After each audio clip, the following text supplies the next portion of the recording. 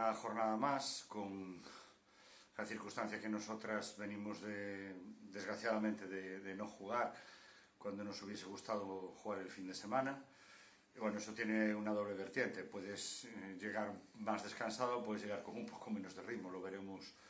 mañana ante un rival que respetamos muchísimo, que tiene más talento y juega mejor de lo que la clasificación refleja, que nos saca ventaja física en todas las posiciones, que sus tres jugadoras portuguesas y su jugadora norteamericana son y pueden ser desequilibrantes, que están bien complementadas por el equipo nacional, equipo con mucho conocimiento de la categoría, y un partido donde, como siempre, otra oportunidad, otra ocasión de disfrutar y mucho que ganar y muy poco que perder, porque lo que tenemos que hacer es buscar nuestro mejor nivel en cada partido, que eso nos lleve a estar en el partido y, si eso ocurre, a agarrarnos a todas las opciones que tengamos para intentar ganarlo, como hemos hecho desde la primera jornada de Liga.